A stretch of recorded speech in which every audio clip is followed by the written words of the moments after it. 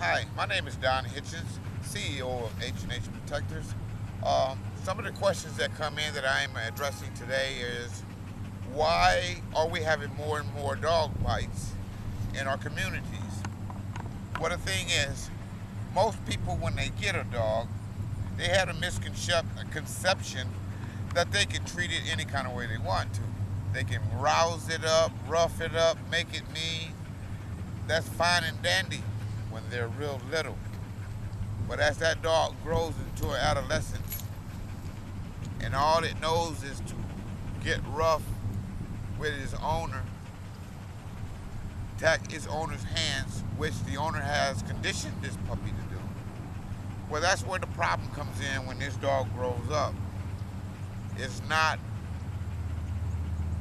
holding that bond between dog and master, and it's going out and it will actually attack its master because it's been conditioned to do so growing up as a pup. Bella, get around. Now when a dog does something he or she shouldn't do, as getting up and moving around, you don't get upset over it. It's not gonna help anybody. It's not gonna get you a better rapport between you and your dog if you're yelling and screaming and jerking on them all the time. They're dogs. They're gonna do what they do. Your job is to have patience enough to be on a dog enough to know how to correct it without going against the grain, so to speak, against your partner. So what if he takes off, go out and get something you don't want it to? It's no big deal. You get him back in control, you let him know it's okay, and you try it again. And you try it again. And you try it again. And sooner or later you get it right. Then you'll have a great rapport between you and your partner. I feel that basic training should come with each and every puppy. Uh, First of all, to select a puppy that's going to be right for your household starts when they're in the litter with the litter mates. For instance, if you're going to be gone all the time, working and what have you, and you're not going to be there with that puppy to console it, be there for it, I suggest that you select a puppy, if you must select one at all, to be the one that was cower out by himself, hang out by himself, not hang with the litter mates, a loner, if you will. That dog will get along good without anybody around him. Whereas if you got the most active puppy, he's going to need the most attention. You're going to have to exercise him. You're going to have to suffice him. Otherwise, he's going to tear your house up. And that's just how that goes. Why it's important to have discipline? Because they need it. No matter who you are and what you think your dog is to you, they need discipline. You have to start it young, and preferably. If you get an older dog, I can understand that, but still, obedience is the first key. That's the first thing you do after your dog has learned his name and respond to it. You teach him how to respond, you teach him how to do certain commands, and you have to drill it into him. You know, it don't come overnight, so don't expect wake up one morning it's going to be all done. No, you have to do your homework.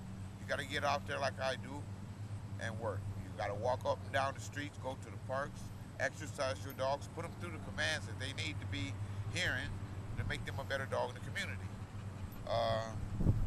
One thing is important that I, as a dog warden, has come across is behavior problems. If your dog is not neighborly friendly, then you're not going to be able to enjoy that dog like someone like myself, because I make sure my neighbors know my dog, they can pet my dog. I don't have any problem with people being around when I have my dog off the leash because I don't know the nature of the beast.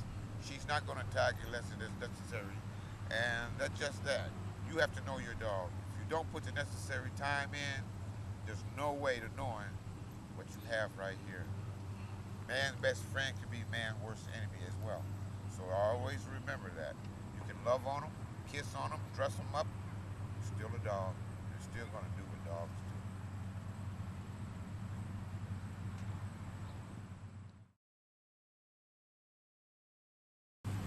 do. Another question that's come across my desk is, what will H&H protectors do for the population, do for the safety of the people that has not been done already? Well, H&H has come up with an innovation idea for safety purposes, to protect our postal workers, our meter readers, postal policemen.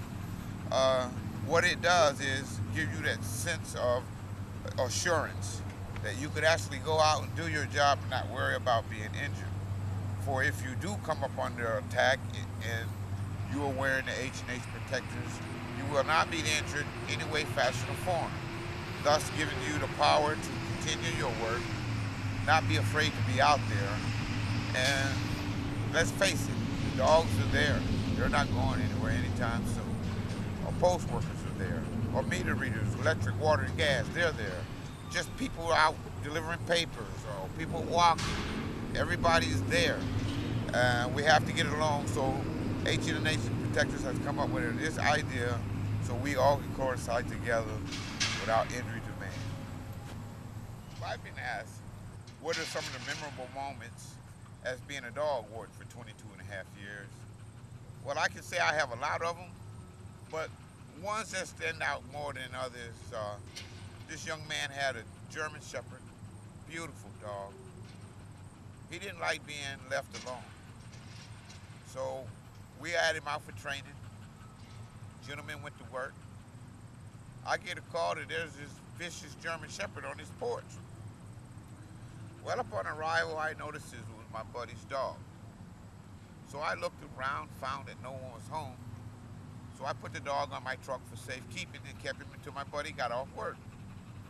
Upon returning the dog to my friend, I asked him, why did you leave him on the porch knowing that you had to go to work all day? He said, Don, I didn't. I left him inside the house.